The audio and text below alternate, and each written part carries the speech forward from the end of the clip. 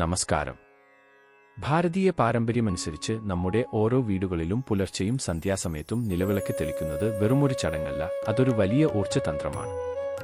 എന്നാൽ നാം അറിയാതെ ചെയ്യുന്ന ചില ചെറിയ തെറ്റുകൾ കാരണം ഈ ഐശ്വര്യം നമുക്ക് ലഭിക്കാതെ പോകുന്നു എന്ന് മാത്രമല്ല, വീടിന് ദോഷകരമായ ഊർജ്ജം അത് നൽകുകയും ചെയ്യുന്നു. പുരാണങ്ങളിൽ ഇതിനെക്കുറിച്ച് വളരെ വ്യക്തമായി പ്രതിപാദിക്കുന്നുണ്ട്. നിങ്ങൾ വിളക്ക് തെളിക്കുമ്പോൾ ശ്രദ്ധിക്കേണ്ട ആ വലിയ അബദ്ധം എന്താണെന്ന് ഈ വീഡിയോയിലൂടെ നമുക്ക് മനസ്സിലാക്കാം. വീഡിയോ ഒട്ടും സ്കിപ്പ് ചെയ്യാതെ മുഴുവനായി കാണുക, കാരണം നിങ്ങളുടെ ജീവിതത്തിലെ പല തടസ്സങ്ങൾക്കും കാരണം ഒരുപക്ഷേ ഈ ചെറിയ തെറ്റായിരിക്കാം.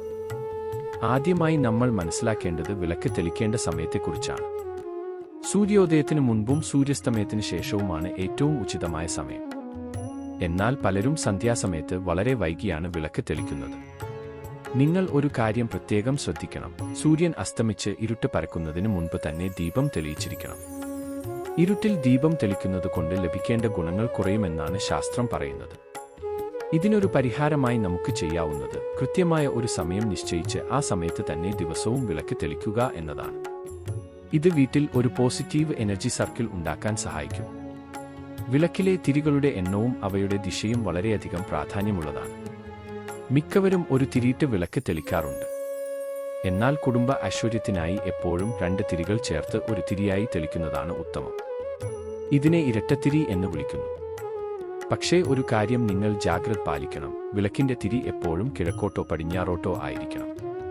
വടക്കോട്ട് തിരിയിടുന്നത് സാമ്പത്തിക നേട്ടത്തിന് നല്ലതാണെങ്കിലും തെക്കോട്ട് നോക്കി തിരിയിടുന്നത് ഒരിക്കലും നല്ലതല്ല. ഇത് വീട്ടിൽ കലഹങ്ങൾ ഉണ്ടാകാൻ കാരണമാകും.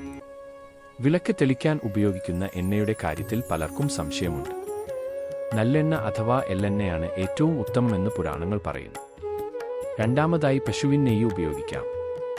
ഈ സമയത്ത് നിങ്ങൾ ശ്രദ്ധിക്കേണ്ട ഒരു കാര്യം, വെളിച്ചെണ്ണ ഉപയോഗിച്ച് വിളക്ക് തെളിക്കുന്നത് സാധാരണമാണെങ്കിലും ഐശ്വര്യം വർദ്ധിക്കാൻ എള്ളെണ്ണയോ നെയ്യോ ആണ് കൂടുതൽ ഗുണകരം. ഒരിക്കലും കടലെണ്ണയോ സൺഫ്ലവർ ഓയിലോ വിളക്ക് തെളിക്കാൻ ഉപയോഗിക്കരുത്. ഇത് ദോഷകരമായ ഫലങ്ങൾ നൽകും.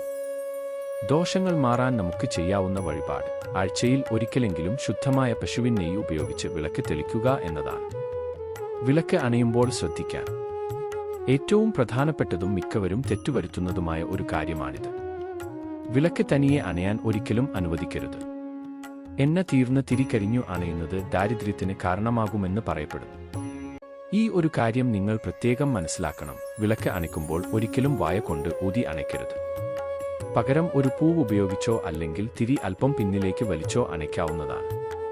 വിളക്ക് തെളിച്ച ശേഷം കുറഞ്ഞത് ഒരു നാഴിക നേരമെങ്കിലും ദീപം തെളിഞ്ഞു നിൽക്കണം. വിളക്ക് വെറുമൊരു തറയിലോ നിലത്തോ നേരിട്ട് വെക്കാൻ പാടില്ല. വിളക്കിന് താഴെ ഒരു തളികയോ അല്ലെങ്കിൽ കുറഞ്ഞത് ഒരു ഇലയോ വെച്ചിരിക്കണം. അതിൽ അല്പം പൂക്കളോ അല്ലെങ്കിൽ അക്ഷതമോ. ഇത് മഹാലക്ഷ്മിയെ വീട്ടിലേക്ക് ആനയിക്കുന്നതിന് തുല്യമാണ്. മനസ്സമാധാനത്തിനായി നമുക്ക് ചെയ്യാവുന്ന ലളിതമായ വഴി, വിളക്ക് തെളിച്ച ശേഷം അതിനു മുന്നിൽ ഇരുന്ന് കുറച്ചു സമയം പ്രാർത്ഥിക്കുകയോ നാമം ജപിക്കുകയോ ചെയ്യുക എന്നതാണ്. വീഡിയോയുടെ തുടക്കത്തിൽ ഞാൻ പറഞ്ഞ ആ വലിയ രഹസ്യം ഇതാണ്.